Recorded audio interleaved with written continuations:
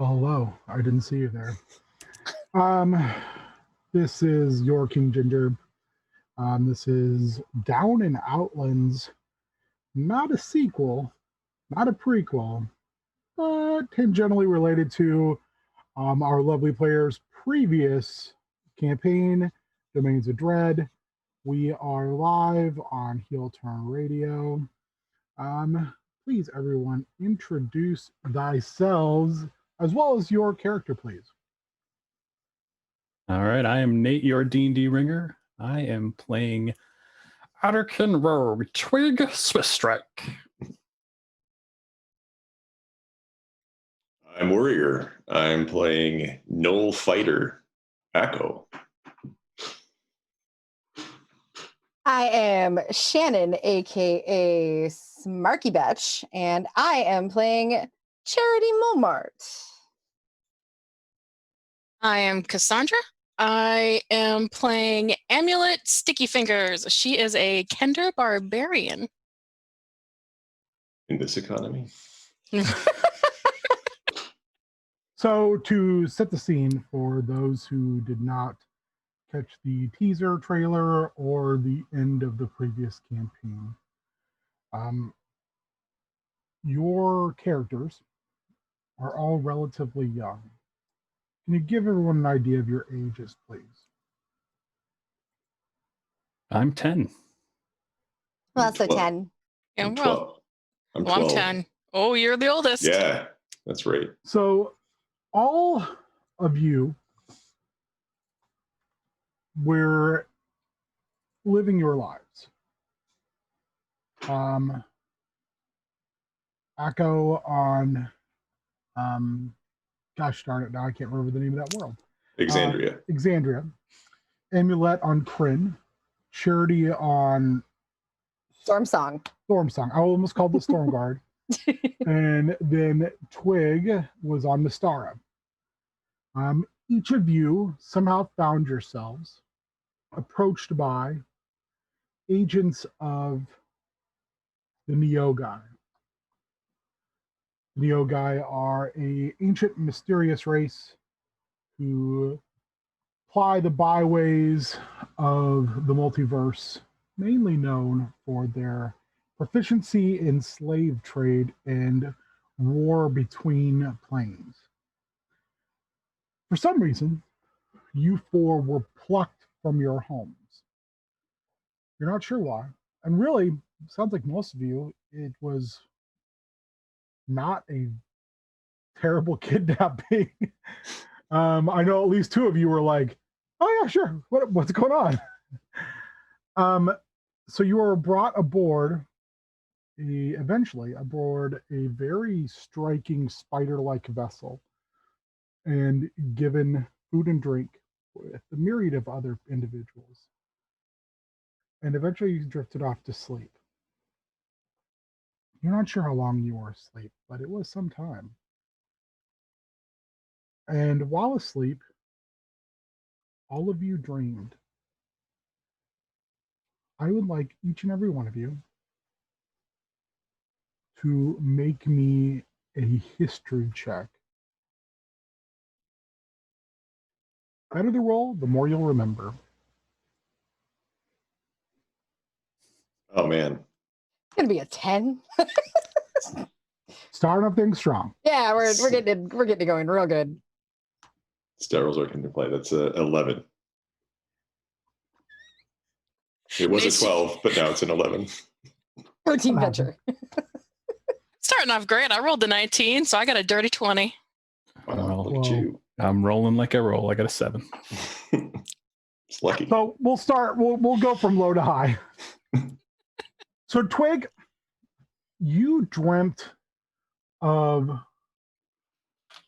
your home, and you dreamt of the streams and the lakes within the rough and tumble area of the coast, and you felt things pull out in a way as if you were flying, and then you could see Mystara, all of it, and before you know it, you could see the entirety of its crystal sphere.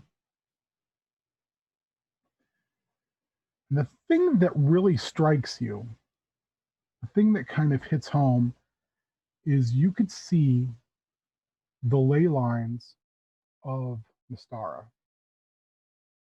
And they looked really familiar to you, like you've seen them or heard about them before. But then you thought a lot about, breaking shells on your tummy and rolling around in the water. And you were like, hey, this is pretty sweet. Time to dream. Charity, you had the song of Storm Song in your heart through the entirety of your rest.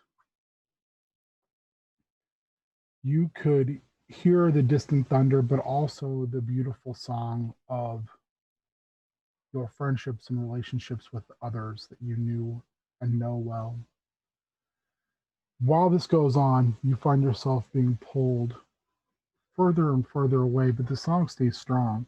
It's just now just lost within the distant rumble of thunder. As your eyes close, even within your dream, you can see all the places you know across that area of Storm Song. And again, there's a pattern there. And the further you feel that you're pulled away from your home, the further you drift away within your dream, the more the pattern reverberates, the more it is still there, but larger, more disjointed. And you see yourself moving outside of the crystal sphere that makes up your world. You're blinded by the beauty of the stars, and you sleep, echoing in your head the last conversation you had with your best friend, also tinged with this repeating points of light that seem very familiar to you. Echo, you dream of the rolling marshes and of the footprints left by your home, of the smell of the hunt and the jingle jangle of your shirt. You feel the presence of your friend, ever present, but you can't hear him. You're just, he's there, but you can't really place what's happening. In fact, you can see him there, but you can't really catch what they're trying to express to you. As you're moving, you do tend to notice that the footprints, they're not like a normal footprints of your tortoise city. Instead, they seem to stagger and move and constantly and consistently make a very strange pattern in the mud. It's something that seems very familiar.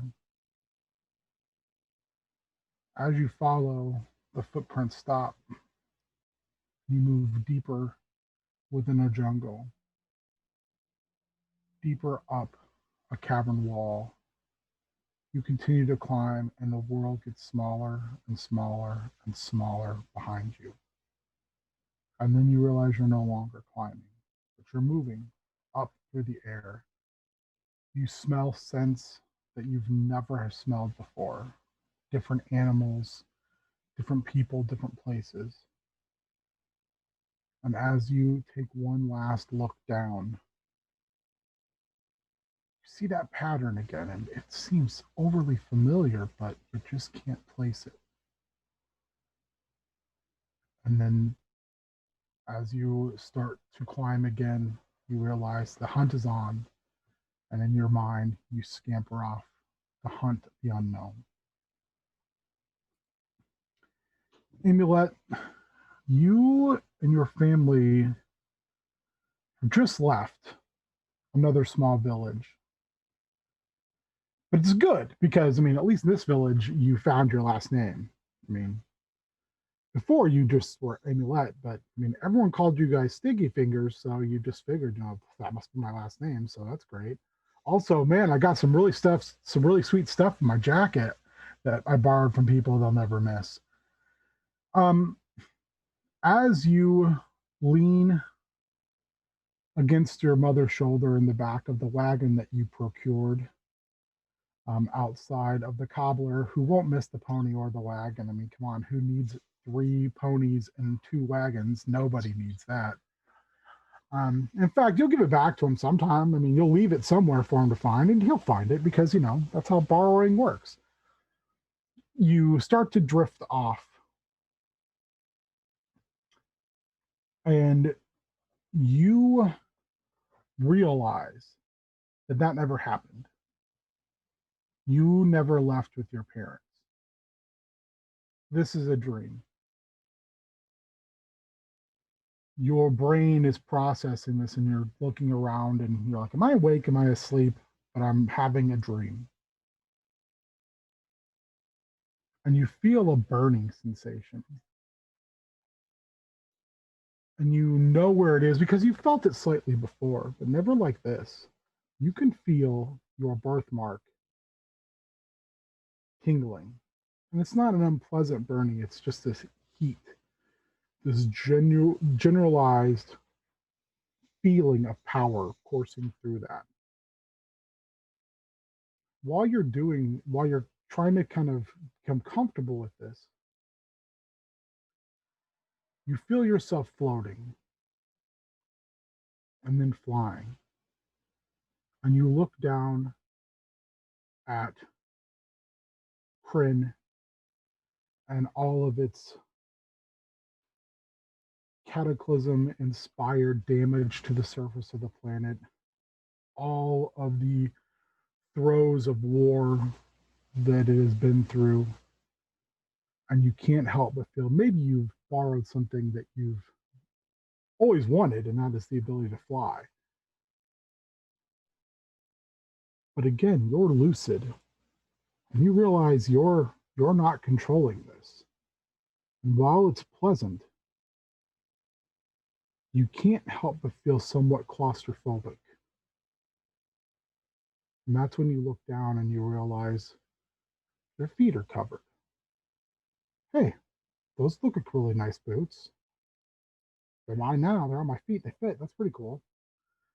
But the more you look down, the more that these boots, you start to realize your brain in kind of a fog, that it's spindling thread and it's working its way up your legs. And you try to turn around and fly away. You find yourself flying high above Kryn, trying to fly back to it. You look over your shoulder and you see something in the shadows that looks like a spider wrapping you in a web. The last thing that it wraps are your eyes. And your eyes open and you realize you're awake. And you can see the crystal sphere of Kryn's space. And you realize there's no way to fly home. You're not sure how long all 4 of you slept. You have very deep, pleasant dreams, but it feels like you've slept for a really, really long time. Eventually, you do wake. And upon waking, you find yourself coughing, sputtering, as something is literally pulling the threads of a cocoon off of you. And when it does this, the threads start to evaporate as if they're being consumed.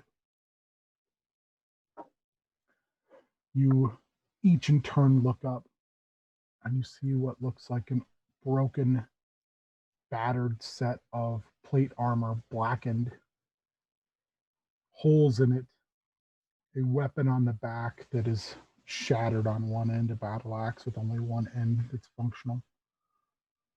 Within the holes, you can see a lime green undulating form.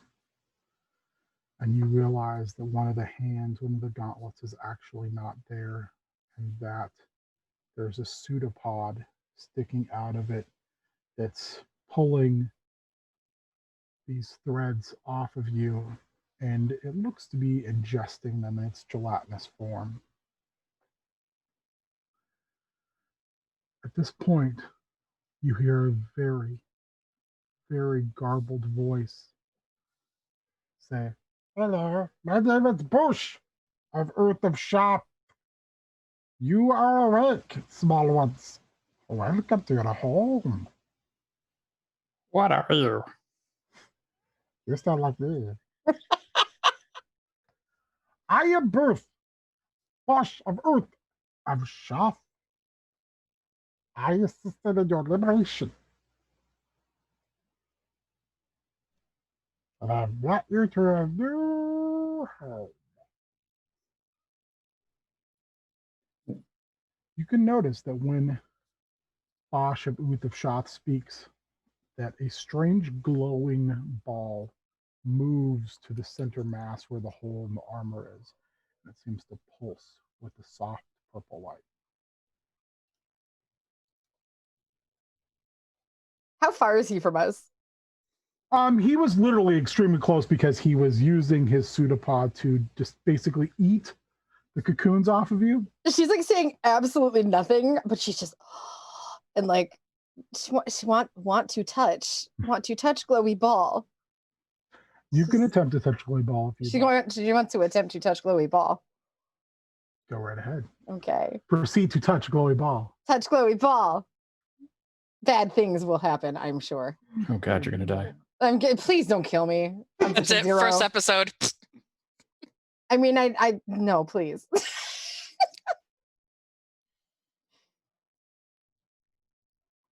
Would you like? So you reach into to touch glowy ball. Okay. So you are fascinated by this glow. You reach in to touch glowiness. Uh-huh. And upon doing so, you feel this tingle move through your finger. Neat. But you can't seem to touch the glowy ball because it seems to pull back in alarm. And you do hear Boosh of Uth of Shoth make a strange sound, which could be interpreted as a giggle.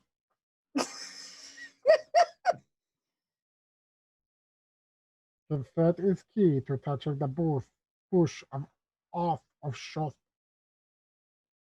She kind of like pulls her finger back and then like goes back and then back again. She's just like, what are Get a wet pseudopod pat on the head like a parent would give a small child. gross.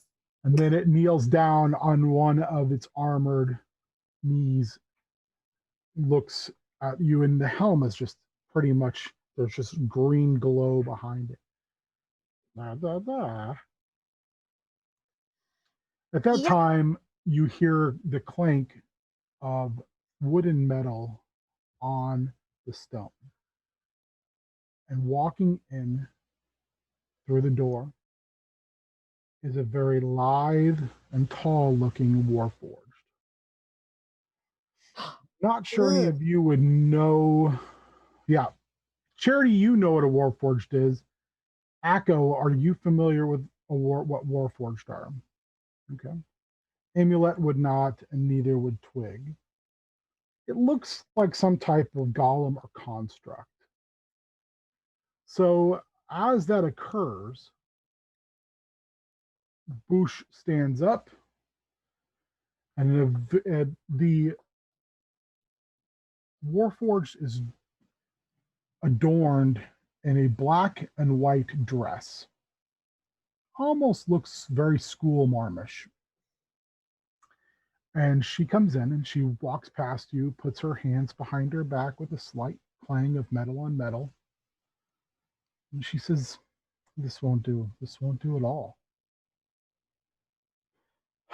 She goes up to Akko and she pulls her finger apart, and it's a long, like a tape measure. And she moves around you and she begins to measure you and jotting down on a pad her measurements. And she does that in kind to everybody. She says, "Children, children, children, I will have your uniforms brought to you, and then you will come and meet your uncle during dinner."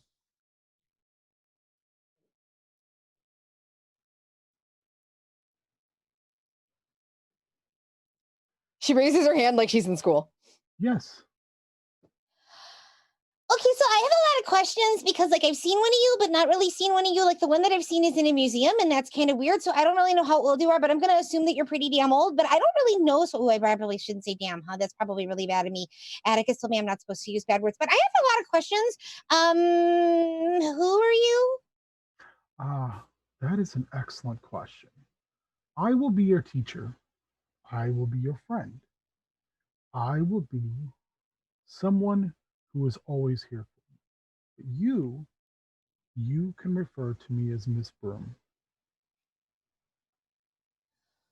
Okay, are you old? Are you like really old? Because like the last Warforged I saw is in a museum, and I kind of like go there all the time, and he's super old. I am very old, and I've been in the open house for quite some time, and I've known your uncle for as long as I remember, or even as I wish to recall remembering. Wait, who's uncle? You for's uncle. Wait, we have the same uncle? We're not related. But maybe But- we are. How cool would that be? That's kind of are crazy. related. But you are related. You just don't know it yet. So, please clean yourselves up. Do not pester Mr. Boosh of Uth of Shop. He will be leaving soon. And she turns and looks at him, and he kind of stands on one foot, and you can see him kind of his pseudopod moving around the gauntlet that's on his other hand, kind of like, sorry. And understand he means you no harm. He is your friend, but he's also not used to young people. So clean yourselves, make yourselves welcome in this room. And what you realize is this is a large, um, open spaced dormitory. You have rooms, but currently they're just curtained off. They're not, there's no like hard wall. Um, you do have a foot locker in front of your beds. And currently the beds all look the same. They're very nice. Um, they look like they've all been recently cleaned. You look a little deeper and you see that there's some dust in some areas as if this is set for some time. She says, "Are there other questions that I can quickly answer before I start your uniforms?" I feel like I'm pretty clean already. Well, she looks you up and down, Twig, and she says, "I would advise at least some time to continue to get the remainder of the experience off of you. While Mr. Boosh of Uth of Shath can remove almost all of the Neogai threading, sometimes I find that folks have a small bit of problem coming out of the experience." She I mean, waves her- it is kind of weird and stuff. It is extremely weird, my friend. She waves her hand over, and there are a set of different bathrooms, like entrances. One Actually, 3 of them. One clearly marked in what looks to be some type of male form. One clearly marked in what looks to be some type of female form, and then a third that is just got a sign over it. You're not sure what that means, but it's just another bathroom. So she says, you have options here, and feel free to use them. I will expect you downstairs. And she reaches into a pouch and pulls out a hourglass, and she turns it over. Inside the hourglass, rather than sand, you can see tiny, tiny, tiny particles, and they're scrambling around and moving. Make me a perception check, please.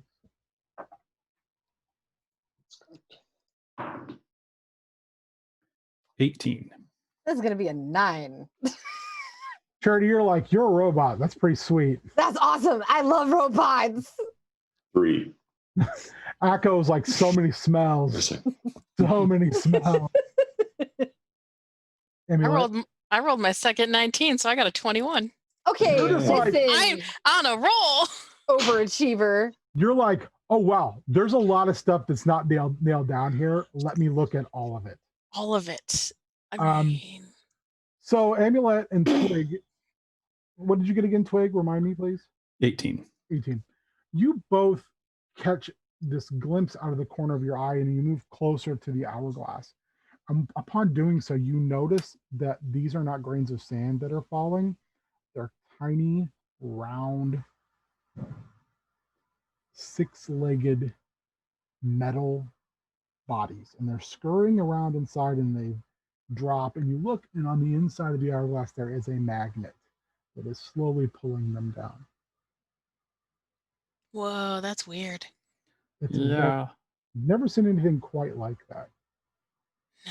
Yeah, I've never seen 3 bathrooms in one place though, too. It's true. So They're like woo science, and Charity's like already like racing for the bathroom with both arms up, like bedtime, woo! So you have about 30 minutes. What would you 4 like to do in that time period? Oh, the one thing that does happen when Miss Broom leaves is Boosh of Uth of Shoth is still standing there, and he kind of, as well as you can tell, he turns his massive metal head. He's big. I mean, he's definitely like about 9 feet tall. And he kind of looks at all of you. And again, he has this aura like he's not around children ever. And he says, if you would like to learn the wonders of Shoth, you can come and speak to me, and I will tell you of the mysteries of the multiverse and the great transformation you can make from your form to Earth of Shoth. And then he pulls out of his satchel a book and leaves it on the table. Is there a stream nearby? Are you talking to Boosh of Uth of Shoth? Yeah, because he's the only one that would know. He kind of looks around, and his one giant mailed hand points at himself like, are you talking to me? Yeah. Bathrooms. Like, Okay. this is bye. And he clanks his way out of the room. But he left that book. He did leave that book. All right. I pick it up. Dope. Okay, you look at the book. It says the wonders and glory of the great Shoth. All right. I put it in my bag. Excellent. The rest of you, what are you going to be doing? Do you want to get cleaned up? You want to clean up the bathroom? Yeah, Echo is going to start wandering toward the male designated bathroom, and then he's going to suddenly make a sharp turn and go into the mysteriously marked bathroom. Mystery bathroom. Ambiguously marked. The sign that he can't interpret. He's like, this is probably the one. So you go in, and there are stalls. There's 2 of them. There are sinks, which I don't know how much Akko is used to all of this. Wouldn't be used to it at all. So they look like little compartments about the size of a person.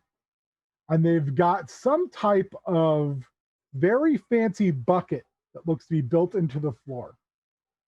There's also like a small wash basin hooked into the wall, and there is a large brass tube coming out of it with a handle.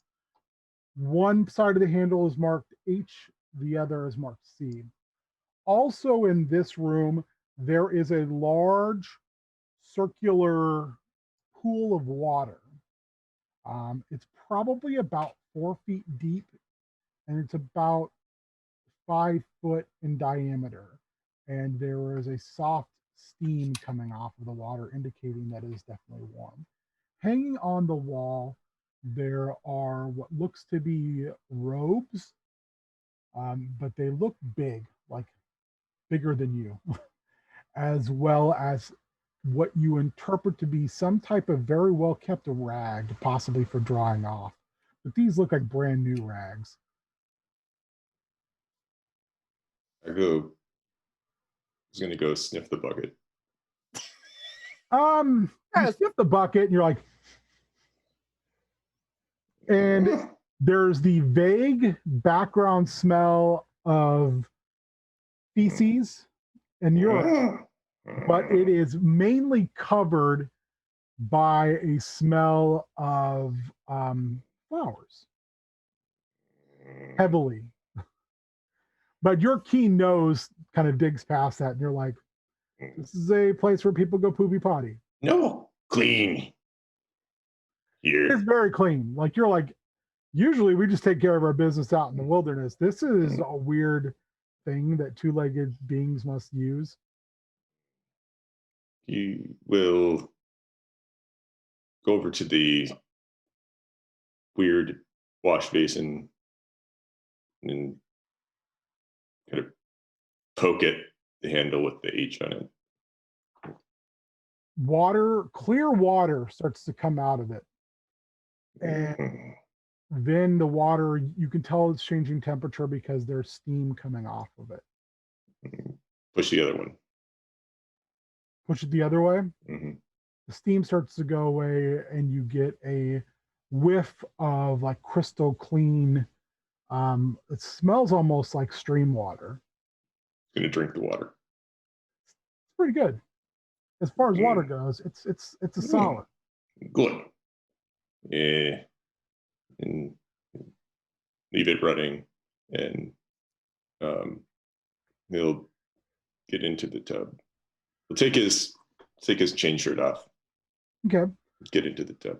The tub is really warm, but not terrible. I mean, it's when you get in, you feel very relaxed, and you look, and tiny little bits of thread start to come off of your hair. You look across the tub area, and there's a little basin, and it's got a very interesting smelling bar in it. Oh, soap. He'll Has start washing Akko up. used soap before? Yeah. It's clean. It's a clean Noel. It's clean. Different soap. Soap Alright. smells different. Yes, it definitely does. It's a very, very soft. Nice. It is very nice. Clean. You feel clean. What are the rest of you doing while Akko immediately goes in and gets cleaned up? I mean, Amulet will go run to the other bathroom. She doesn't care if it's for boys or anyone else. She'll be like, I can't remember the last time I took a bath inside. Wait, if she goes into the one that's marked for boys, like Charity's racing out there. If she goes running, Charity's like, yeah, girl, gender is a construct. Whoa! And just she'll go to the one right next to it. So you both go to opposite bathrooms. Twig, you're left going, what? Where's mine? So the bathrooms look, I'm not going to restate what they look like, but they all look the same. I'll go in and take a bath, but I'm going to take the soap when I leave. Okay. solid. Charity I has, might need it later. Charity always has random crap in her apron. Like that's a thing. Somewhere in there, there's got to be something close to a bath bomb that she's tried to cobble together. It probably ain't gonna work real good, but she's gonna chuck one of those bad boys right in. Remind me, do you have some type of inventive skill? I can't remember if that was one of the things that we came up with. Yeah, she's got a little bit of inventive skill. She's not real great at it. That's the thing. Make me a roll. Let's find out what this bath bomb does. Sweet. That's a 4. It blows up the tub. Yeah, you throw this thing that you made into the bath, and it starts to bubble. It starts to foam. And then after about 30 seconds, it erupts into a geyser.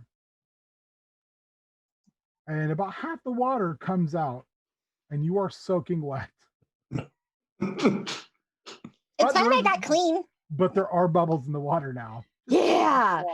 This whole room now smells like strawberries. Like just all the strawberries. Goes in the other room, like outside of one of the rooms, you smell strawberries. Oh, I don't know that I want to go in that one. I guess I'll go in this one for the furry people.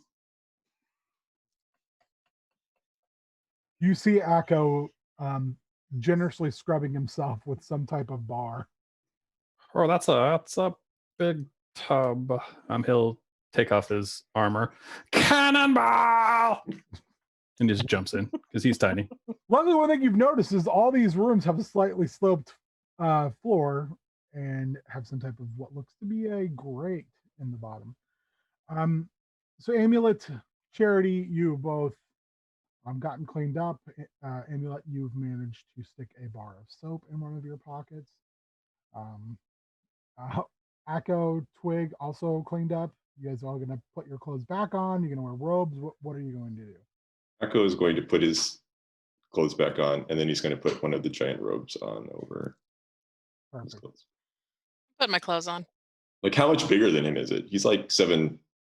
So. Are you already 7'2"? I didn't know if you were that big. Gnolls grow really fast. Okay, so it wouldn't be quite that big on you. It would be a little tight, but not terribly. Like hunches over his shoulders, and it's like rip and. Close. It seems to be made of something that's got a little sturdiness to it, but you are like big guy in a small coat. Perfect. And like the end of it is like that much higher than your feet, rather than you think. Probably a normal person probably going to hit almost the floor, but on you it's like that high.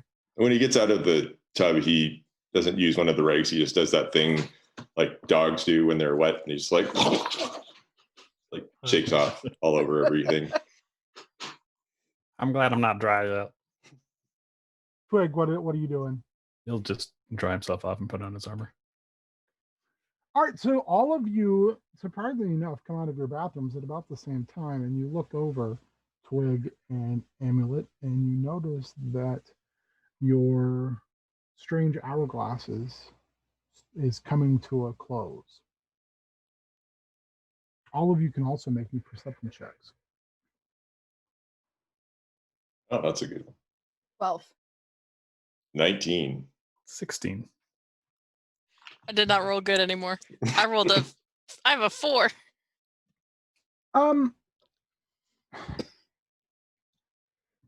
So anyone under 10 doesn't notice anything different. I'm going to be in the corner trying to find something to take. Up to 15, you notice that there was a few small tables, one of which had the hourglass on it. And then there seemed to be another small table with 4 chairs that is where Boosh of Uth of Shoth laid his tome.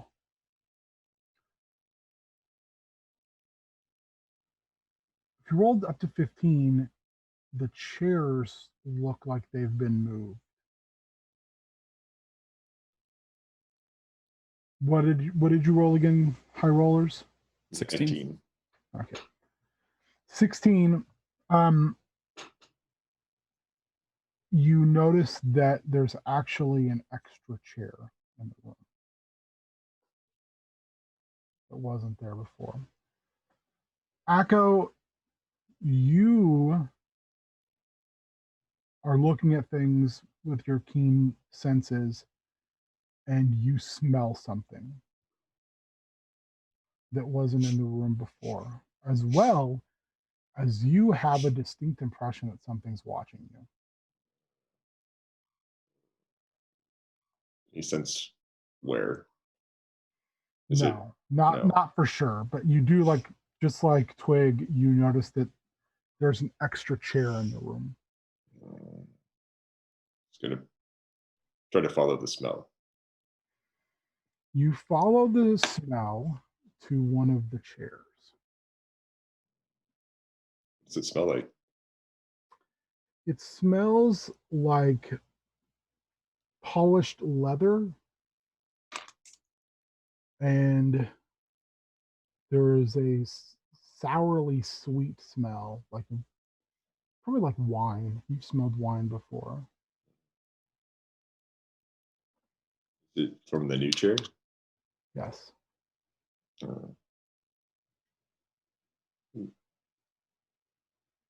Ooh. Smell funny. Chair.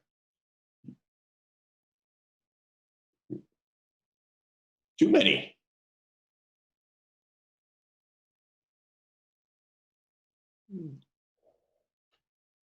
He looks frustrated. Okay.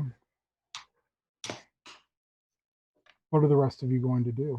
Akko is clearly agitated and is looking at this chair in an odd fashion. Can I flip over the hourglass to the little spider things move down? They do not. That's weird. I'm gonna put it in my bag.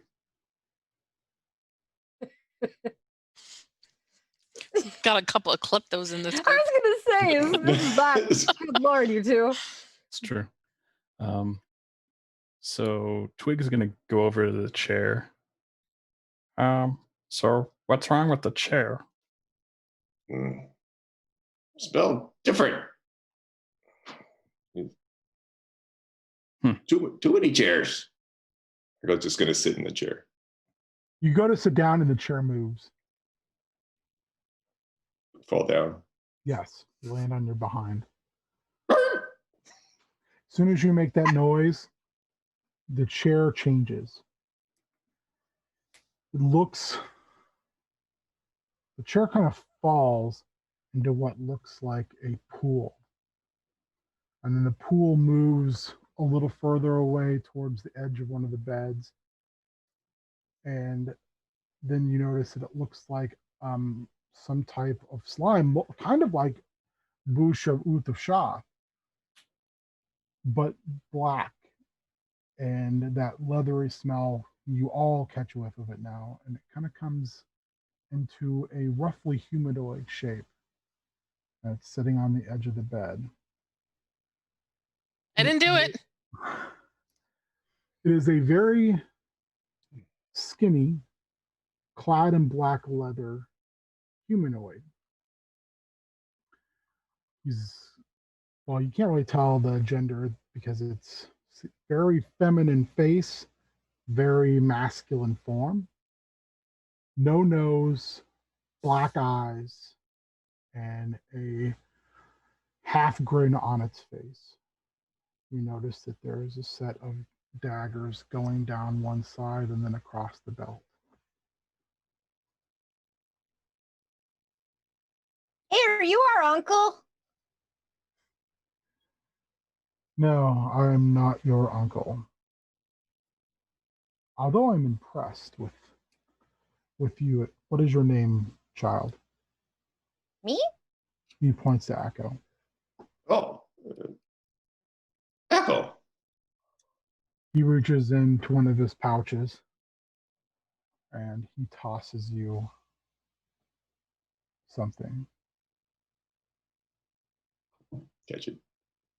You look down, and it looks very similar to the coins that are on your armor. It even has a hole in it so you can attach it. Adds it to his shirt. Well done. I'm impressed. Most of Tawny's children have nowhere near that type of sense before they come here. No, Johnny, child. Who are you? He stands up, and they stand up with a large flourish. They curtsy. I am Anon. I sometimes live here, sometimes I do not. And sometimes Tawny's children are sent to me, and I teach them how not to be seen. Oh, that's easy. Is it? Yeah. They come over and they pat your head and then reach inside and pull the hourglass out of your bag. Hey, that's mine. It is not. What is you? And then sits down and they say, "What is your name?" Twig. Twig Swift Strike. Twig. May I give you a piece of advice, Twig? Sure. Don't steal from the spoon. Bad idea. Okay. Fair enough. They then turn and look at you as well, Amulet. I would never steal anything. And then they point to where their nose should be. Mystara, it wouldn't be on Mystara. I think you might have them on Exandria, not on Corinne. And I'm not sure about Storm Song. Make Charity and Akko make me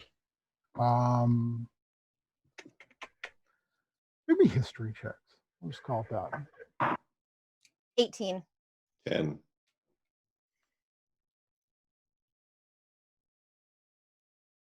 Akko, you aren't sure what this person is or how it could become a chair.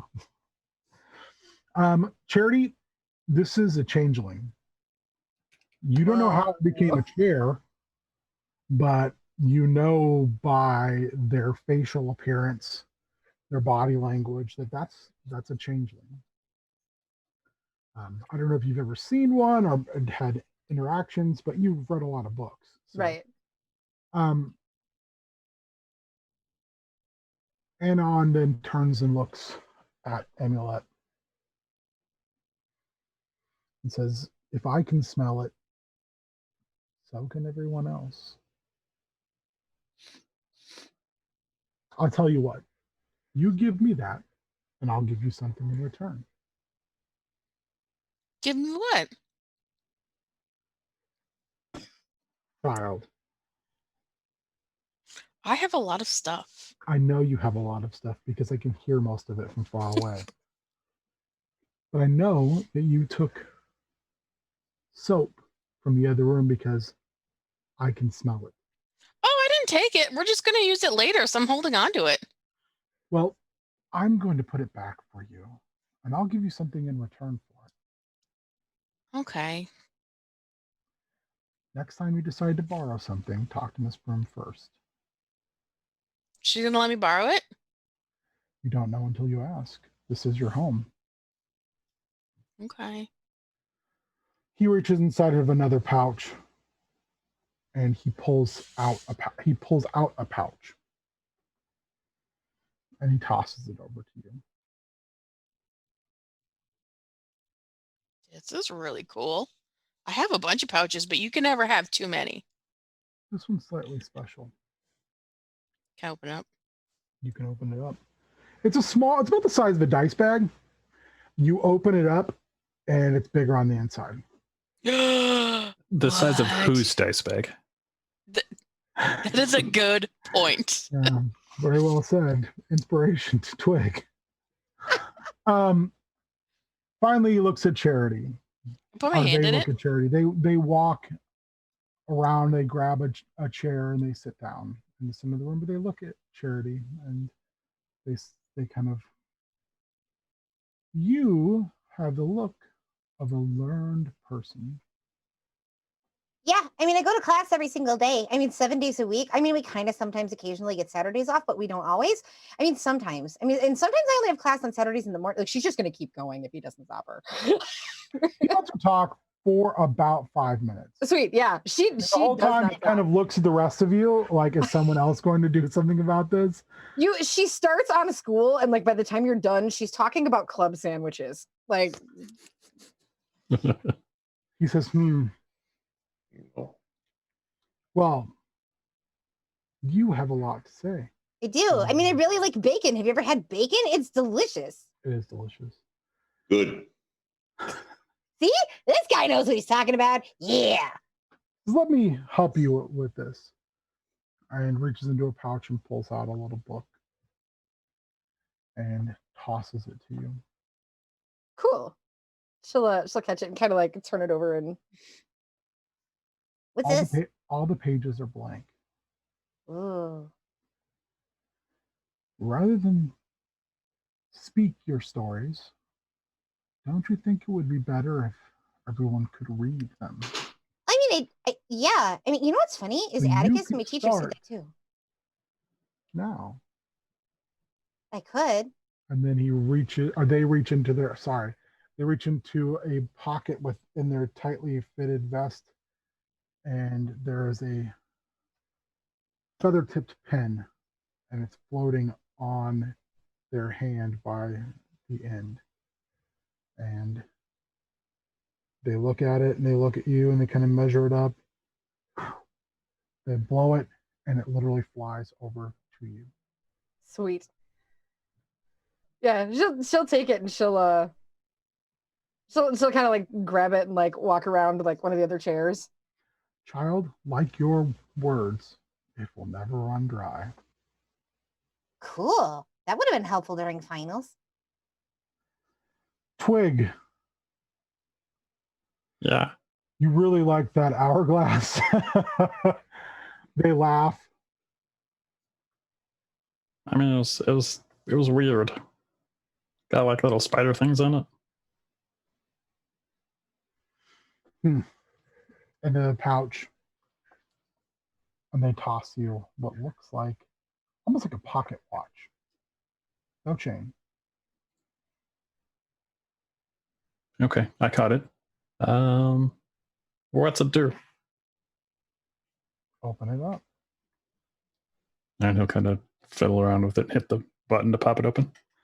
You pop it open, and rather than open, it grows 6 legs, pops down on the ground, and walks around you. Okay. What's that gonna do for me? You could always ask it what it can do for you, but I would recommend one-word commands. Stop.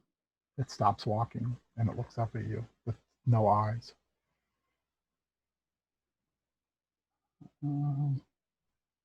Said one word commands. Mm-hmm. Fetch, and I'll point to the hourglass. They have the hourglass, but it goes over, kind of crawls up and tries to take it from him, and he taps it on the top a few times, and then it runs back and runs behind you.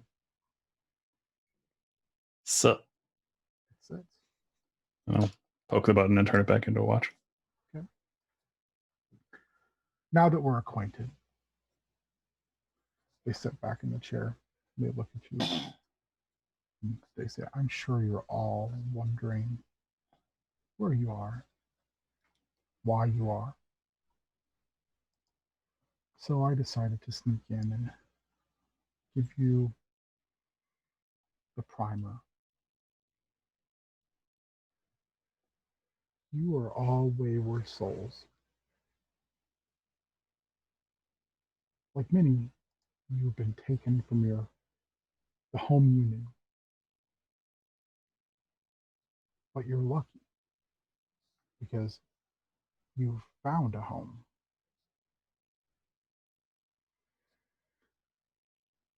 You find yourself in the city of doors, the very center of all things. It will take some time for you to adjust, to realize infinite possibilities of what is known as the multiverse. Things that were undreamt of to you before lie at your very feet. You're all special. And not just because you found your way here, but because you have found family. Your uncle is a magnanimous, eccentric, and interesting individual. You are not his first children. They smile, almost in a laugh. For the time I've known Tawny, I would say they count. 264, 265, 266, and 267.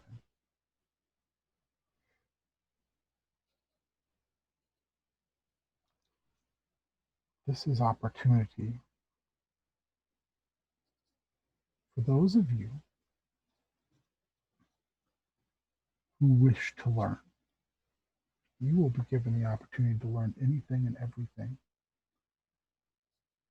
Miss Broom will teach you about Sigil, the city of doors. She'll give you the opportunity to learn, to know the city, and to be able to function within it.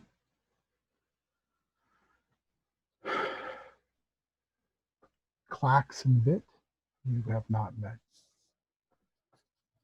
They will teach those interested how to defend yourselves, how to take life, when to take life, and why to take life.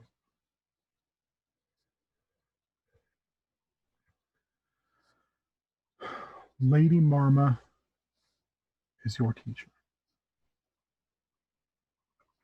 The rest you learn from her, whether it be an interest in spellcraft, the idea of finding some type of purpose in a power, the songs that actually give you strength. That is her realm. She will teach you what you will need to make it. If by chance you decide you'd like to learn how the streets actually work, how the world really works, then you come to me. Great. Easy. Walk. And then Take wagon. Easy. close, my friend. Then I will have you study with me at the parish. I will show you the real machinations and gears of society and how to ensure that they always turn in your favor. Eventually, you'll be asked at times to go outside of the open house. Most of the time, you'll be accompanied by Fel. Listen, learn, and let them protect you. That's what they were built for. Other individuals, former sons and daughters of Tawny, business partners, well-wishers, sycophants, hangers-on, they all come through the door. Beware honey-laced words. Make a loyalty first to each other and then to your uncle. You should have no problems. And I will see you again before tomorrow is through, because I have given something to you, and now you will give me something in return. They lean back on their chair and literally flip out of it, catching the chair on one foot, setting it up, and then softly kicking it till it goes underneath this table. They move almost like fluid. I think it's time for dinner. Slight grin and just slow saunter out the door.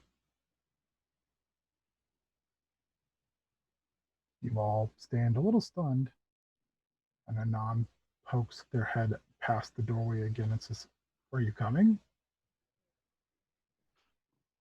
Yeah, Echo goes.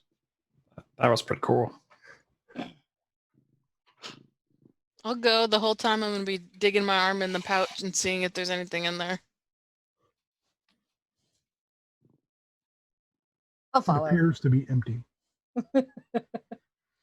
So you follow Anon for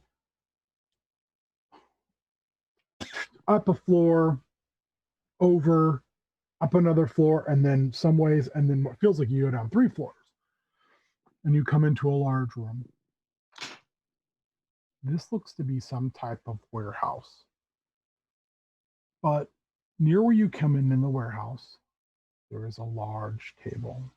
It's been adorned with plates and food, silverware.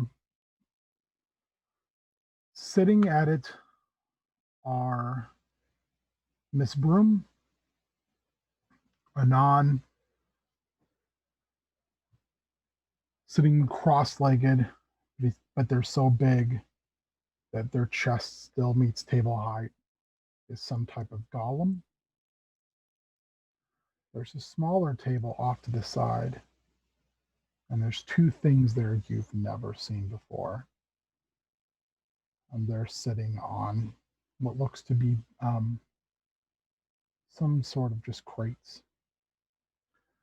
There is a extremely fair-skinned, blue-haired woman wearing a rapier and what looks to be, for most of you know, would be some type of nautical outfit. At the head of the table,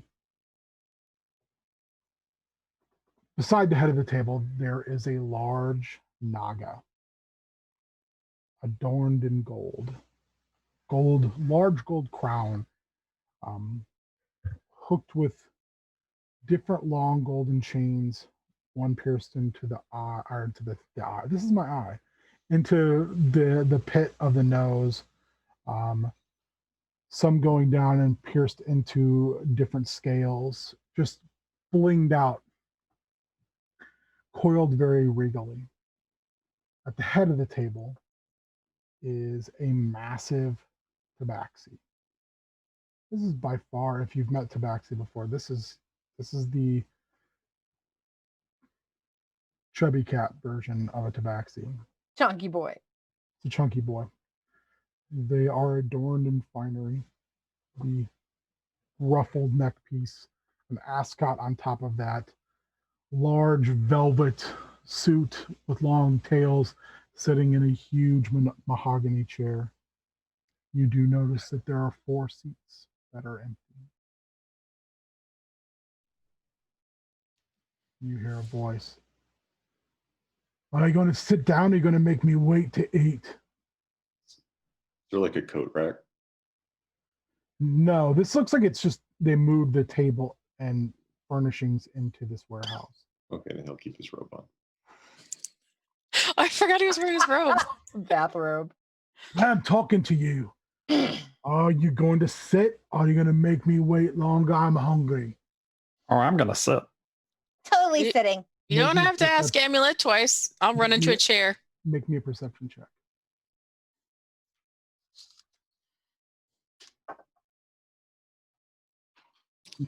11. 14. 30-20. 17. So under 15, you can't tell where this voice is coming from because no one's moving their lips. Echo and Charity, you happen to catch the emanation of the sound, and it's on the other side of this massive golem's head. And at that point, you see a black and white cat climb up and over and sits on the golem's head. It's wearing a monocle and a tiny little coat. I just was waiting for Nate to write this. Get on with it. I can't wait all day. I've got business to take care of. Aimlet's gonna jump in the nearest chair and then ask for a cushion because she's likely not tall enough The for the chairs table. are all look like they were made so you can sit in them. Oh, score. Cool. Even better.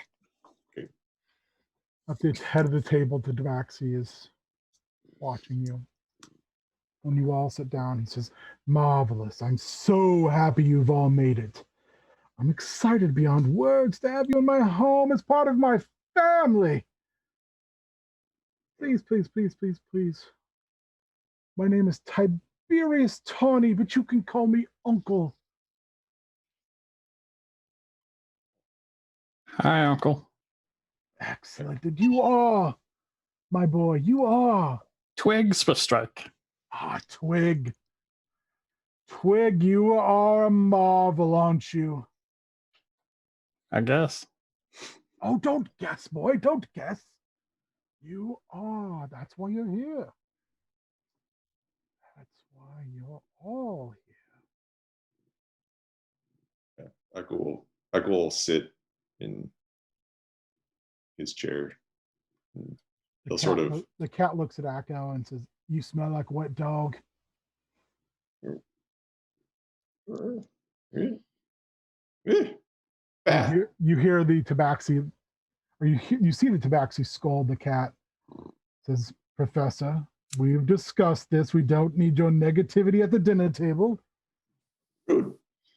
Echo like futzes with the silverware, and he's like, "Salad fork on left."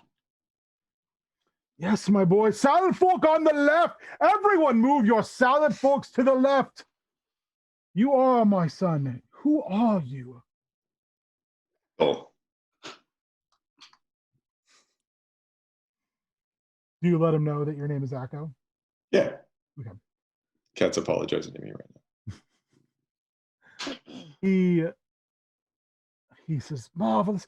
In all my years and all the children I've reared, I've never reared an Otterkin or a Knoll.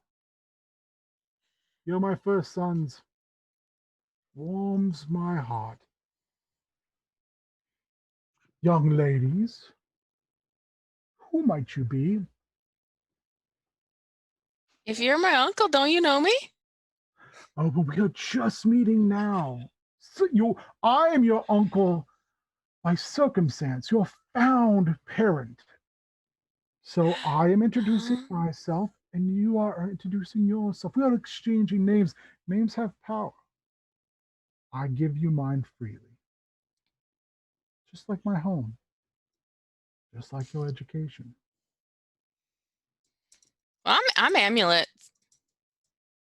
You are a Kenda, are you not? I am. I've never had a Kenda in my household. I am greatly intrigued. I think you'll like me. I already do, Amulet. I already do. And you, young lady. There are so many cats. You literally ring with song. Where are you from? Well, I'm from Storm Song. It's a place. Well, it's kind of complicated. It's a place. There's like a.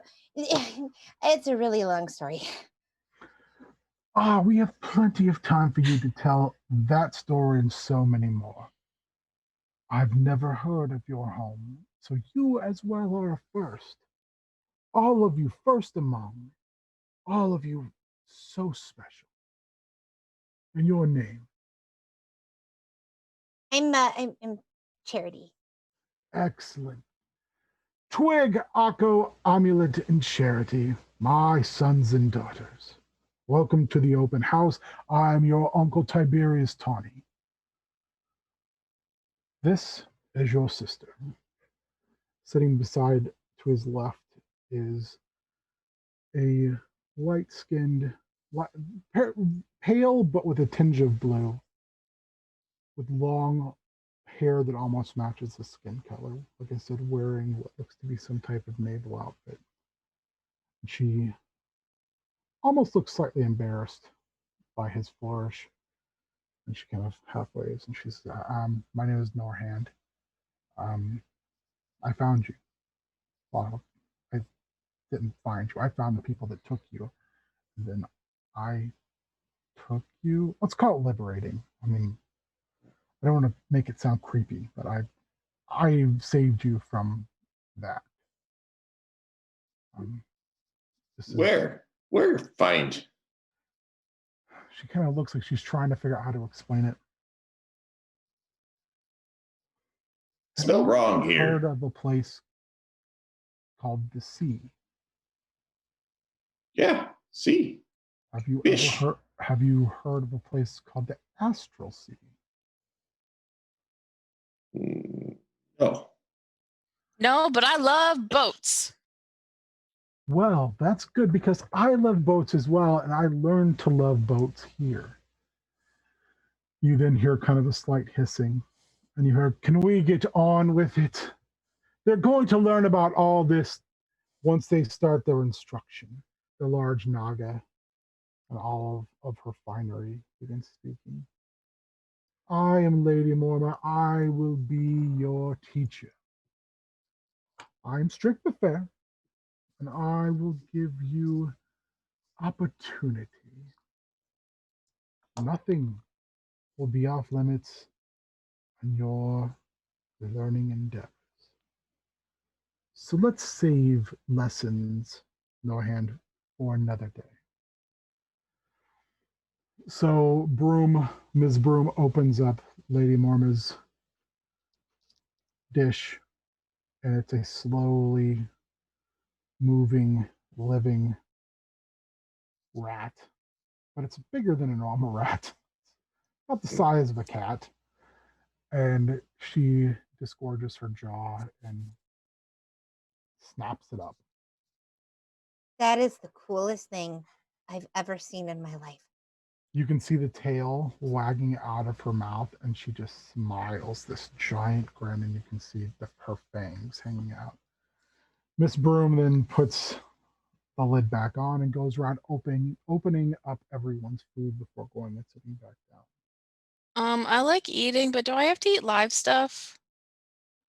She walks by and she says, "No, my child, you cannot." Okay, good. It's good. Fresh.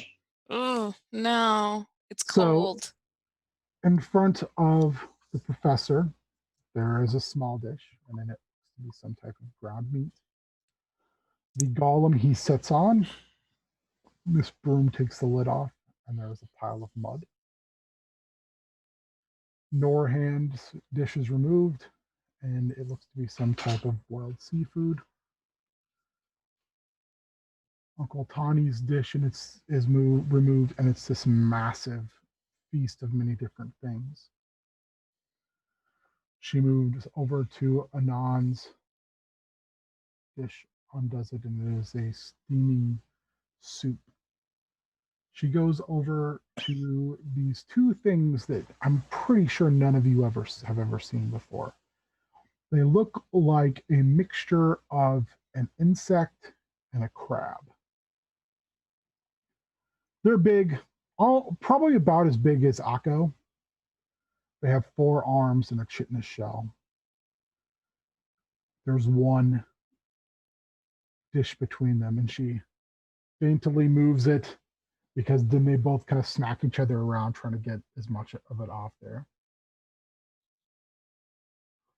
And you hear Tawny, "Ha-hum!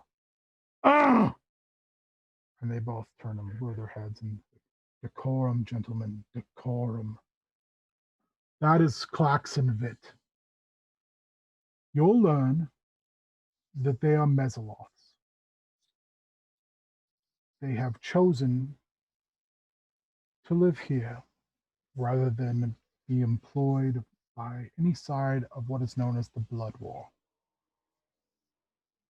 They will be your combat instructors. They have been with me for as long as either can remember. And they both kind of look at you with their huge green glowing eyes and a small bit of green vapor coming out of the side, and they click their mandibles together.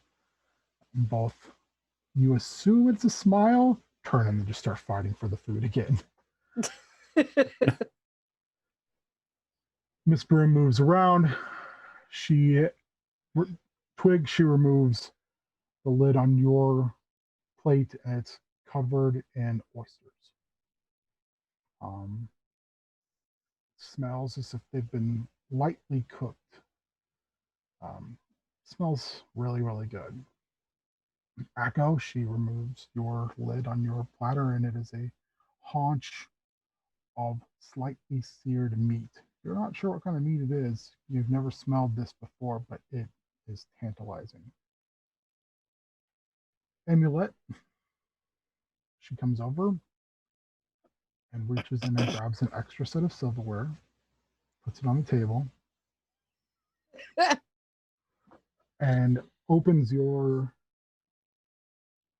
up, and it is a mixture of cubes of meat, and again, you're not sure what, that have been seared and then cut up in roasted potatoes, and there appears to be some type of thick, hearty gravy on top.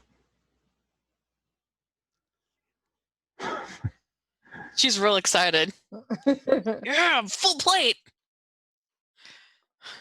There is already bread and salads on the table as well as these murky but very sweet smelling glasses of liquid.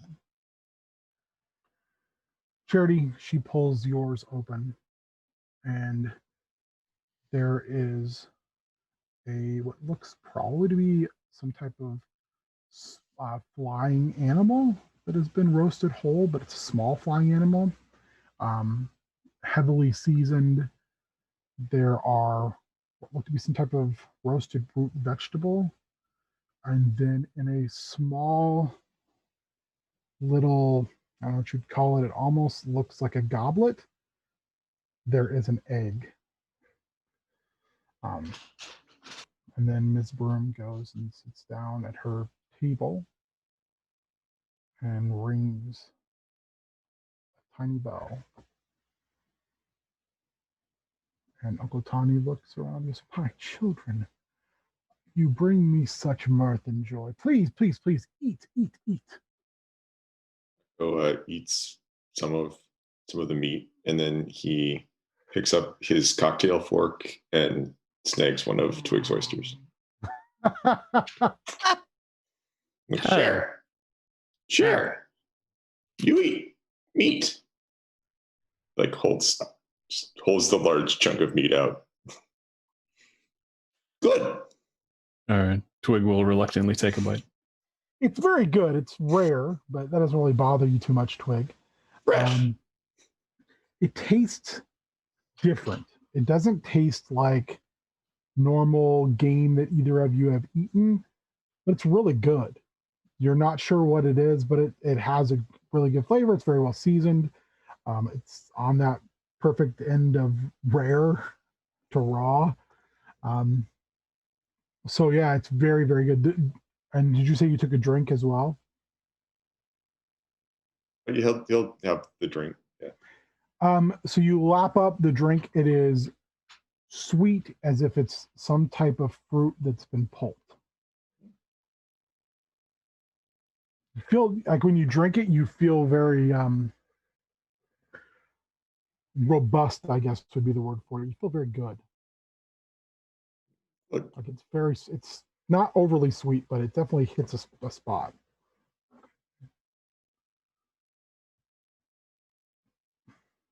Everyone else, anything else you'd like to say, do, or eat during this time period? Amulet's gonna eat with 2 forks. And then eventually 1 fork will go away. But then towards the end she'll remember what the scary guy said and put it back on the table. thought you were going to be like, and eventually she's just eating with a knife, and then eventually she's eating with a finger. You'll see different utensils like disappear, and then eventually it'll be like that, like whole like, oh, scary guy said, oh, put it back on the table. Charity's gonna eat, and she will talk to like whoever is listening. Just the whole meal. You'll hear all about how she's real glad this is some kind of like fowl type bird and not fish, because she like really has a problem eating fish, and it's not anybody's fault. But like maybe if it's breaded, sometimes it's okay, but only from like this one place. Like she just goes. Anon, who's sitting beside you, just puts his hand on yours and just taps it. And they lean in and they say, it's Wormling. The city is, they're all over the place. They're a nuisance animal. This is awesome. You can write about it in your book.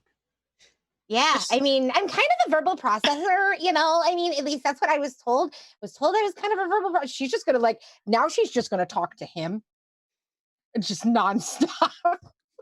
Do you talk while you're eating? Like, yeah, 100%. like you're just chewing. She's like, and so one time Daddy,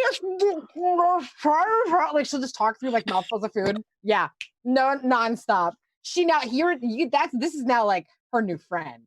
Yeah. So Anon looks at you and smiles. And he says, Charity, I cannot wait to introduce you to my Jello. You two will have so much fun together. In danger.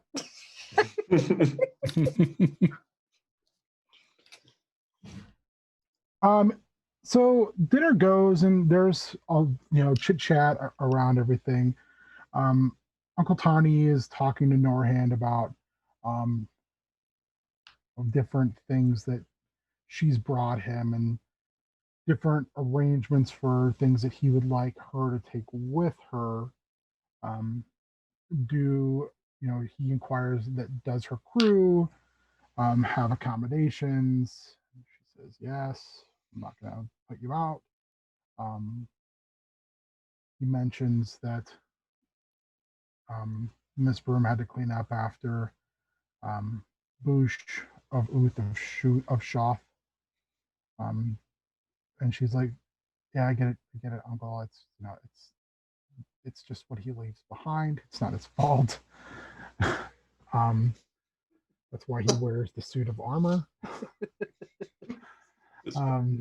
Believe me, we live together on a boat.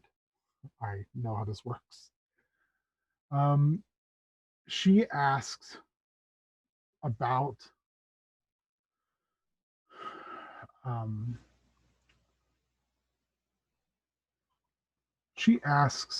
someone named Rylan. And things get kind of quiet on the other end of the table. And Uncle Tawny goes, oh, well, we're not on speaking terms currently.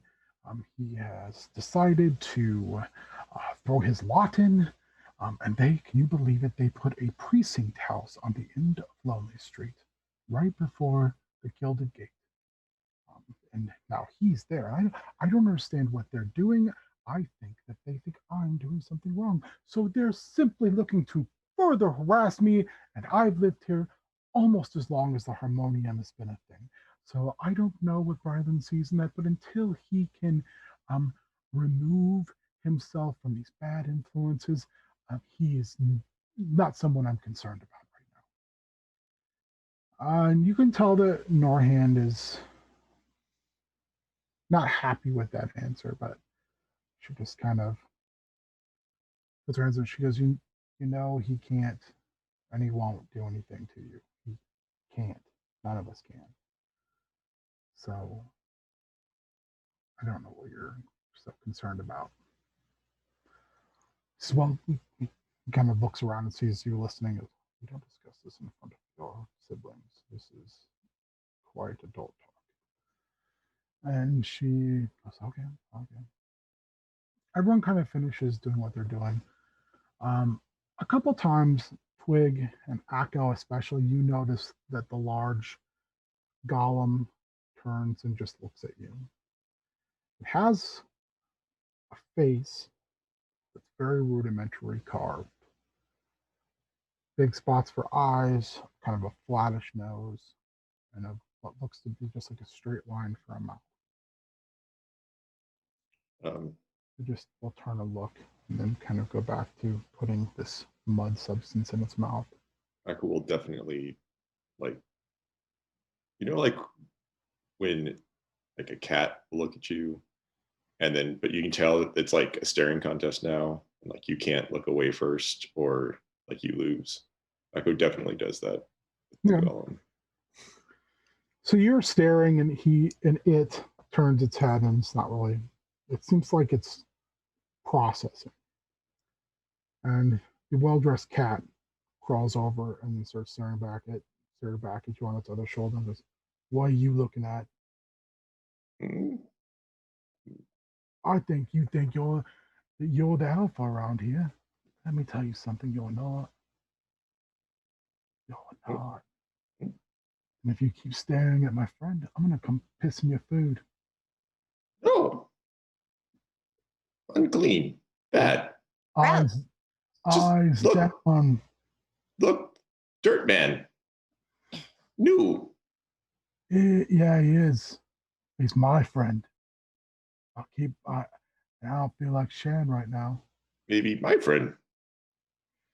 Dirt Man. Back on its haunches, so it's like sitting up. Used its little paws to straighten its little jacket. It goes, "If you want to go a few rounds, boy, I'll teach you. I'll teach you real good." And then reaches into its pocket with one of its paws and has a little wand. Why? Why fight? Be friend Dirt Man. Nice. It's good. The large golem reaches down and scoops the professor up and puts him back on the other shoulder. You can hear him hiss a little bit and kind of paw at its head. Akko, remember this. Anon looks at you and looks at Professor Jiggly and then looks back at you and smiles. He says, "Believe me, we've all got things we remember. Do you know, Akko? He once crept in my bag." And then he turns and looks, or they turn and look at the amulet and they say, "That bag that you're holding." That kitty need house train. Look, almost a year to have it cleaned. Well, at least it's cleaned. So do remember to be civil. There's a time and a place for everything. It's Then fine. they turn and look over at Professor Jiggly again and go, like the time and place where I cut all your whiskers off. Oh, snap. Professor Jiggly again sits up on two legs and says, "I don't have to be talked to like this." Jumps down and butt storms out of the room. Slowly, the golem gets up and slowly follows him out of the room. You can all feel Uncle Tawny's eyes on you slightly disapprovingly. Anon kicks back, puts their feet up on the table, puts their hands behind their head, and says, "He's not my uncle." Why is he so cranky? Who's that? The professor. Well, I think if you escaped the doom of your world,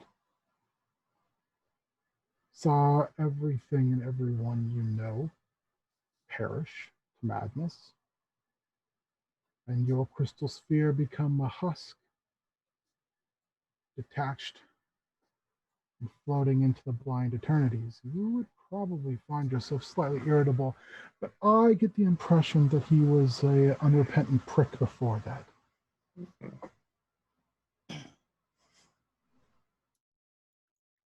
Oh, okay. That makes sense. The whole conversation here, like with the cat, Charity's been suspiciously quiet. She's been actually like doing something in the little book that he gave her with the pen. And when this conversation's over, she kind of like rips a page out and like folds it, and she's like artfully tearing it into like a heart. And then she just kind of like nudges it on like this. He leans down and says, "You don't rip the pages out." No, it's fine. I made you a thing. Yeah, and all you have to do No, is you should draw take it. No. They'll take it. They'll take it, but he says, Charity, all you have to, or they say, Charity, all you have to do is draw it in the book and I will see it. I know. Oh, yeah, but I mean, there's a gift giving Please do not thing. tear up the magical tome. Okay, I won't anymore now that I know. But like, there's a gift giving component, and I feel like like context is important. It's like it's a thing. Just like because we're friends, so I got to make sure that you understand this. Also, Charity, this is a down payment for a job you're going to do for me. So while it's a gift, it's also payment. So you don't have to give me anything in return. Cool, I know. I did it because I'm a nice person. You are a nice person. I know. Actually, I found all four of you to be delightful. But let's be quiet about this thing we're going to do, because I don't know if your uncle would quite approve of it, but that's okay, because once you're successful, he won't care. She like goes, okay, like really loud. Okay. Everyone kind of turns and looks. Or they just keep with their hands behind their head and just like, mm-hmm. By the way, if they open it, it's really crappily like torn heart. And it says, "You're the best, but your is misspelled." Fair. About that time, when everyone turns and looks, you hear the loud noise, and you see, oh man, I lost track where I was at.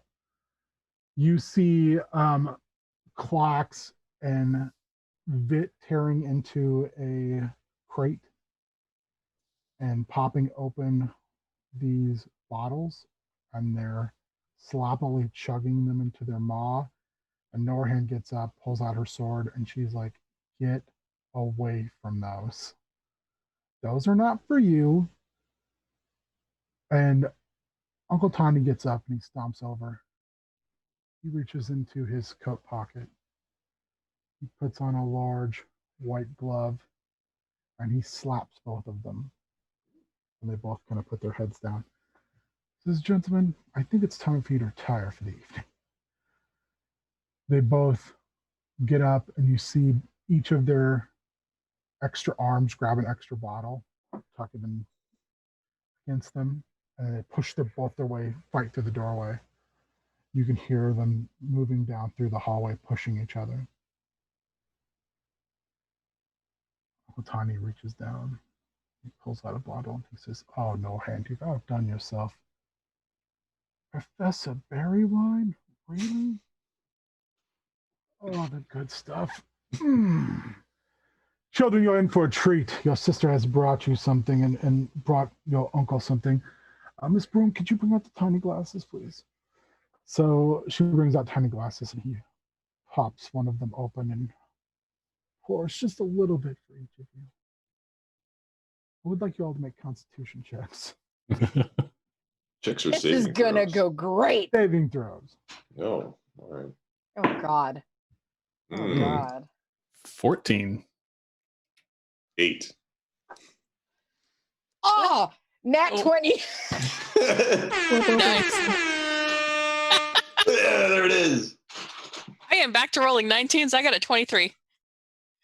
Charity and Amulet, you're like, oh my gosh, this is the best thing I've ever drank in my entire life. Now I feel like I'm bouncing off the walls. I can't believe how good this feels. This is great. I'm so amped. So Charity's just So like even. Charity's like this. Yeah. She's like, "Good evening, gentlemen. This is Oh, gosh. delightful." Echo, you're like, your eyes are just glazed over. You can taste sound and smell color. The world is your oyster, literally, just like those oysters that were on Twig's plate. and now you're like eating the shells. Twig, what'd you get? 14? 14, yeah. Yeah, you're like, sweet. Sweet. Miss Broom looks disapprovingly as much as a robot can look at Uncle Tawny for giving you this. So does Norhand. Non giggles. He says, well, or they say, or Taki says, well, this is a special occasion. And she like playfully slaps his hand. Anon looks at them and says, well, you know what? You've got business to discuss, Tawny. I'll see the children back to their room. Before we leave, I'm gonna scoop the rest of my meat into a roll and put it in one of my pants pockets. It's like a grandma at the old country buffet. She doesn't know when she's gonna get her next meal. She's gotta have snacks. Road snacks. All right, Akko, make me maybe a wisdom saving throw. That's actually 19. You really want to eat that pocket, but you're not. I was literally just going to be like, but you're not sure you should. It's going to take that sandwich. Yeah. You're like, you really want to eat that pocket. And It's like the world is his oyster, and but not in front of everyone. That's an oyster sandwich. Yes. So Anon starts to guide you back towards your wing of the house, which you're realizing as you're walking through this massive complex, it's really big. And they take you a different route than they did before. Anon opens a room, and it's not big. There's a single nice upholstered, very comfortable chair in the middle of it. There is 2 corner hearths burning softly. And on each wall, there is a massive mirror.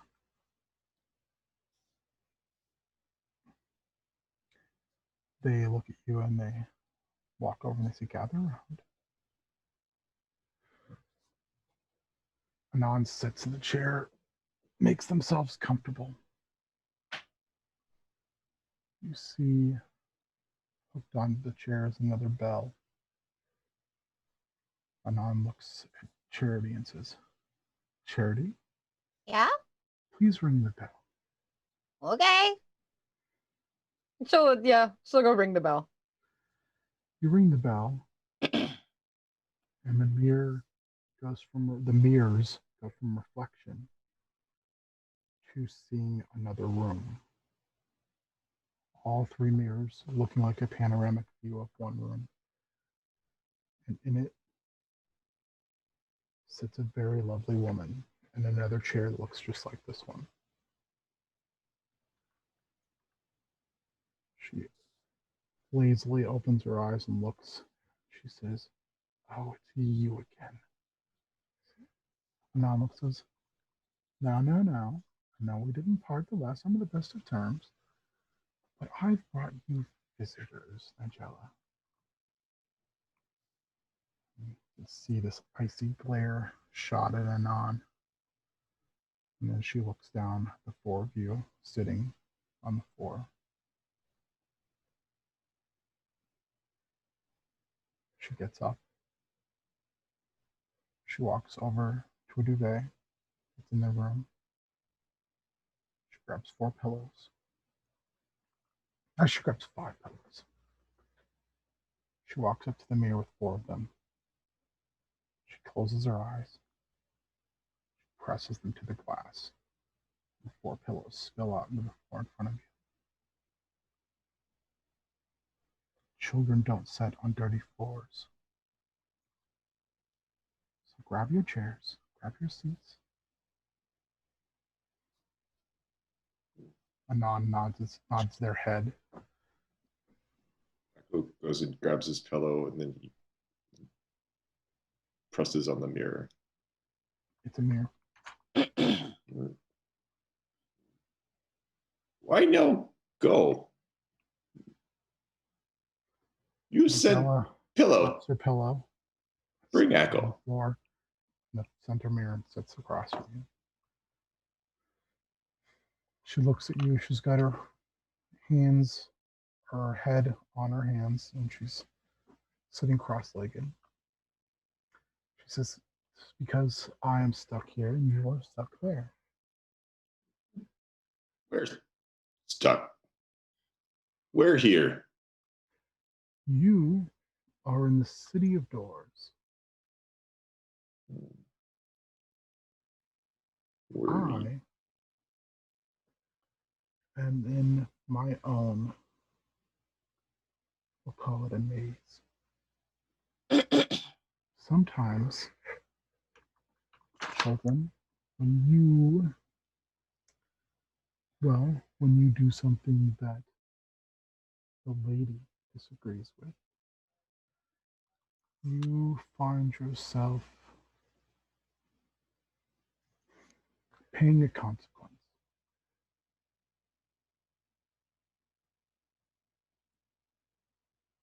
So Twig will go over, sit on a cushion. Anon crosses their legs, kind of has their hands intertwined. Those of you who have not gone on set yet can kind of see this resigned nod. Amulet will go, but she won't sit. She'll lay on it, like her hands, like she's laying on the floor, like she's watching TV.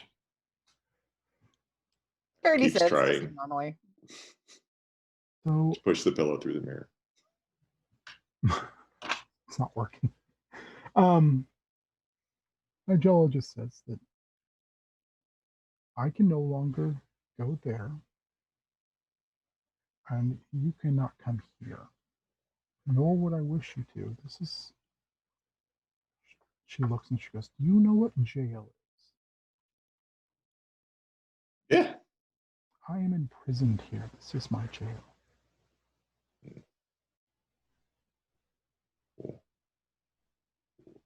Why? I engaged in an activity that upset the lady. And as you'll learn, you do not upset the lady. Okay, but who's the lady? In your city, the city of doors where you now live, there are no powers. You all came from other places, correct? I think Yeah. so. Where you came from, did you worship? Oh. Not me. I mean, some people do, but not me. No? You answer the lady. Otter, you answer. No. No. That's good, believe it or not. So, gods are not allowed in the city. Everyone and everything else is allowed, but not God. In the city of doors, there is only one true power, and that is the Lady of Pain.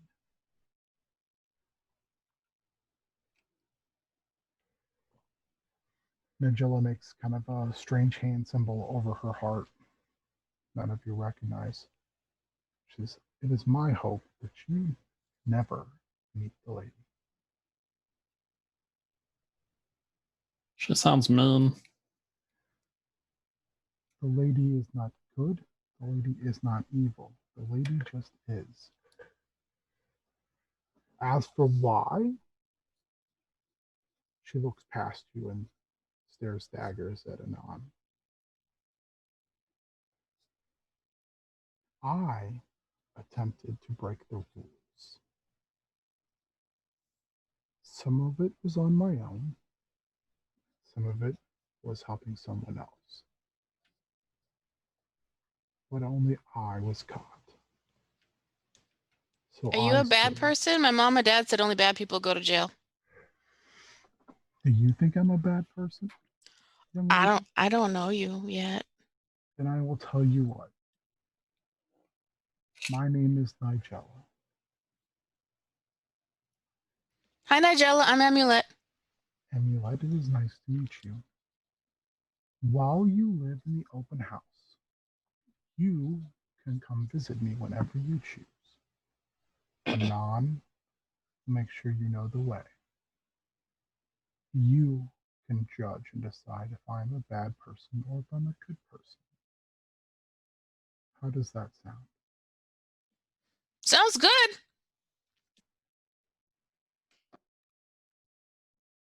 I'm assuming the rest of you introduce yourselves as well. Yeah.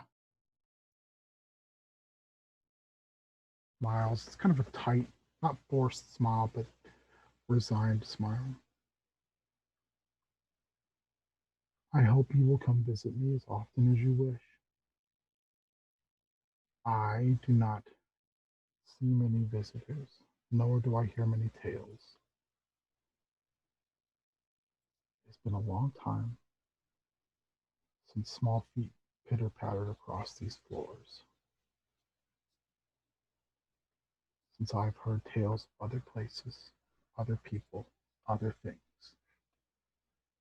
I would very much love to hear your stories of other people, other places, and other things. So the door is always open. If you ring the bell, and you sit upon your cushions, I will answer, and we can talk.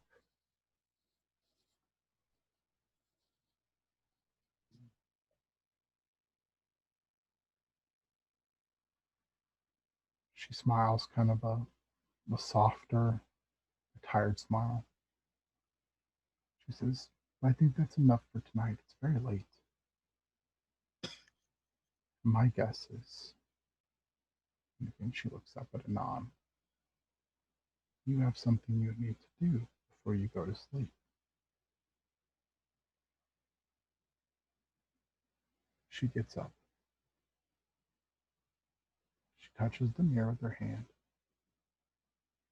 And she says, good night. The mirror goes back to being a mirror.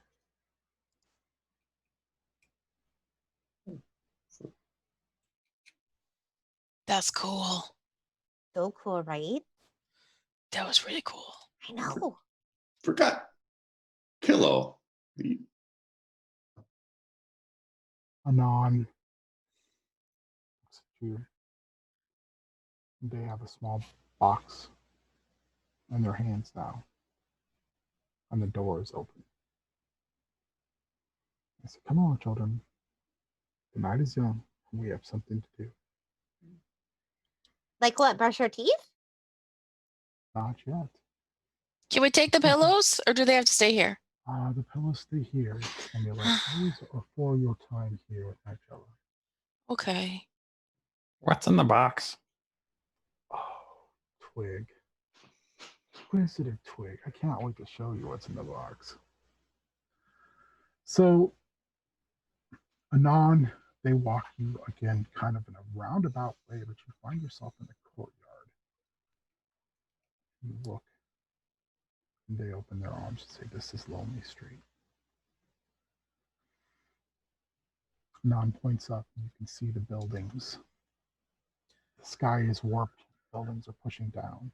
Wow. Where's the sky? It's just buildings. That's This is Sigil. There is no sky. Where are the stars? I need to lay down. The only stars are the lights above. How do you know where you're going then? You learn. Again, if you come and learn from me, I can teach you so much about all of this. But so can Miss Broom. So can Lady Marma. All of us have things we can teach you, all of those things different. Do we have to pick? Of course not. It's important that you have a well-rounded education. I'm more of a finishing school. Anon steps up towards where the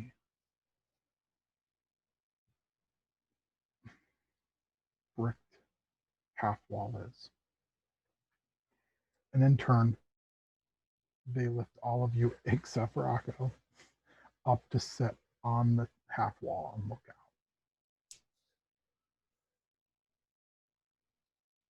Anon looks. You can tell they're scanning. The street's a little dark. You can tell this is night for here.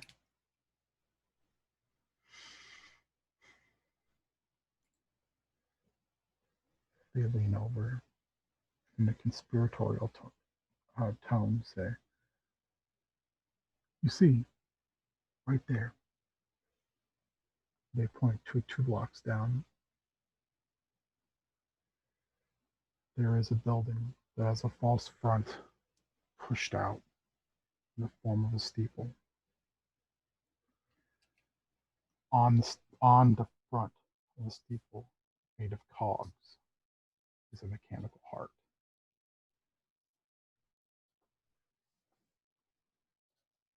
Anon leans in and says, that is the Church of Moloch. Now, do you children know who Moloch is? No. No. Moloch is bad. Moloch is a former prince of hell. There is a Tabaxi who lives there. And they put names in the book. Do you know what that means?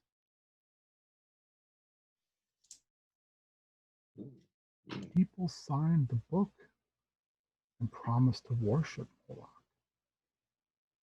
And Moloch grows strong. Do you think we want Moloch to grow strong, children? No, that sounds kind of bad. What do you think, Amulet? Do you want Moloch to grow strong? I mean, not if he's a bad guy. He's a devil. Oh, then he's a bad guy.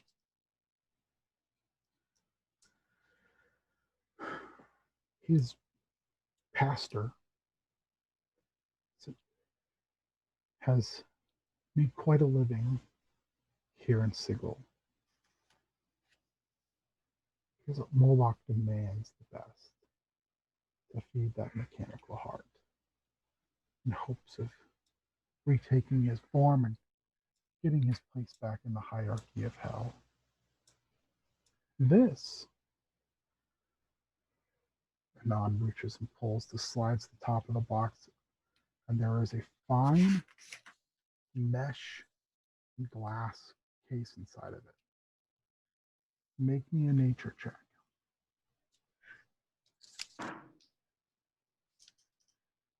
Natural 20. Heat. Amulet. 4. I either get 19 or a 4. Charity, what'd you get? That would be a 9. So Twig, Charity, and Amulet, you were like between looking up, looking out, and then this box, your just brains are having a hard time computing. I'm also munching on my sandwich. Take a bite, put away. Take a bite, put it away. You look down and you see tiny rust monsters.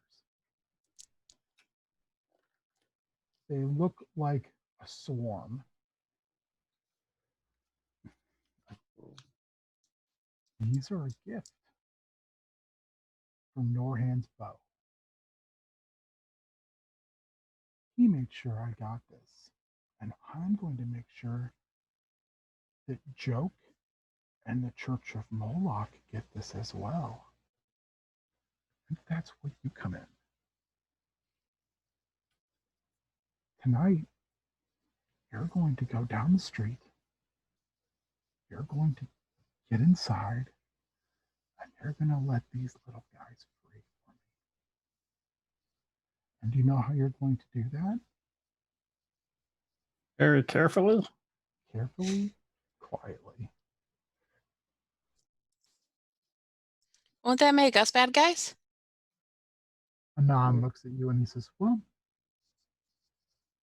Amulet, do you think sometimes you have to do bad things to stop bad people from doing even worse things? Yeah, sometimes. This is one of those times. We want to remind Moloch that they're not welcome on Lonely Street.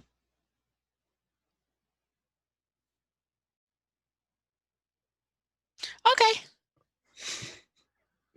She's convinced. Anon looks over to Akko and hands him the box. So once you're inside, find a place. There's some metal. Open the box. Drop these. And they're 2 gold coins. You look at them and they have a smiling, devilish face on them. This will keep them from coming for you. Because, and Anon looks at your chain shirt, Akko, and says, you don't want these getting a hold of that. Oh. And then you leave, come right back here. Agreed? Good. Okay. Sure. That will help. Stop. Bad cat. Oh, Akko. And he, or they, excuse me, reach up and kind of scratch underneath your jaw a little bit. Says, believe me, I'm going to show you how to get even with Professor Jiggly. And that's where we're going to stop for tonight. Man, 2 air horns in one session. I know. Not bad. Not bad. Big night. Solid start. So what I'd like everybody to do is go around, tell everyone where they can find you. If you have anything going on, yeah, just kind of let anyone who's watched you tonight be awesome. Tell them a little about yourself and where they can find you. Twig, why don't you go first? All right. Well, you can find me on Twitter and Instagram at Cubicle Zombie. You can also find myself and Warrior at DNDDT Podcast on Twitter. Warrior? You can find me at Warrior MN on Twitter and Instagram. Probably several social media accounts I've forgotten about as well, but they're not getting updated. Not gonna lie to you. Additionally, you can check out dnddt.com for the podcast Ringer mentioned, as well as D&Deets, which is a regular feature that follows episodes of both the D&DDT podcast and now Down in Outlands, as well as formerly Domains of Dread, tracking stats, various esoteric facts. It's a good time. And as well, check out Heel Turn Radio like all this week. Lots of fun new stuff. The return of Dive Club on Friday. We're leading in Clark Feldman's Twitch streams, so that'll be a good time. And some surprises as well, I think. So stay tuned. Amulet? You can't find me anywhere. I'm only here. Occasionally on Facebook if you want a really good recipe. Yeah, that's it. Recipes and puns. Those are my go-to. And Charity. I am at Smarky Betch with an E, not an I. You can find me on all the places, mostly on Twitter and TikTok these days because I'm too old for that platform, but here I freaking am anyway. You can also follow us at twitch.tv/marriedmarks, where we're starting to do more gaming and DJ streaming with my husband and all sorts of stuff. So every Sunday, you want to catch some sick EDM. He usually does about an hour to 3 hour long stream of music every single Sunday. So, you know, music joy for your ear holes during COVID. So come check it out. You can find me anywhere you can find Heel Turn Radio stuff. Beard and I did just start a new substitute podcast for Heel Turn Radio called The Heel's Guide to Survival, where we're going to talk about everything about wrestling and just try to figure out like how to get through all this. We'll have people on and we'll discuss kind of what everyone's doing and just have some nice, hopefully fun, frank conversations. Everybody in kind of that heel turn circle has worked really hard to get the Twitch stream and the YouTube page moving again with a lot of different things, as Warrior mentioned. So you can expect this to be pretty busy. There'll be a lot of interesting things going on. I want to definitely thank James for just for being the co-conspirator for a lot of this and taking the reins with a lot of other people to get the Twitch and YouTube going. I want to thank Duke Walters for our music. You can find Duke on TTRP theaters, different shows, as he's a big contributor and kind of bigwig there, but he did do all the music for Down Outlands, which was awesome of him to do. I'd like to thank Casual Doug, because if there is no Doug, there is no show. So, as always, you know, Nick, Karen, and Casual Doug are kind of the movers and shakers behind Heel Turn Radio that make a lot of the visual audio run not just smoothly, but better than it has any reason to be moving. I want to thank all four of you for sticking with this. I want to thank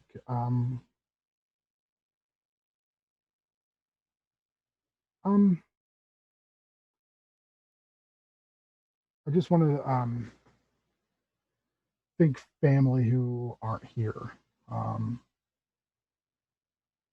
not super close to mine, but whenever you have a loss, it can be disconcerting. And I apologize that I wasn't very on my game tonight, but I did lose my last grandparent yesterday, and that's been real weird. So, RIP Big Bud, wherever you're at. You lived a long one, so 96 years, going on 97. Beat cancer twice. Beat cancer twice, son. His claim to fame. Just, yeah, it's but that's about it. And again, I want to thank everyone for jumping on Down Outlands and being a part of this. I'm still looking for businesses on Lonely Street, so if you have a weird idea, Hey, I gave you a good one. you did. If you have a weird idea and want to possibly see it pop up on the show, just reach out and contact me. You've already said you can't have Heartbreak Street on the Heartbreak Hotel. Yep. So no one suggests that. Without further ado, I'd like to say thank you, and we'll see you in 2 weeks. Bye. Bye. Bye.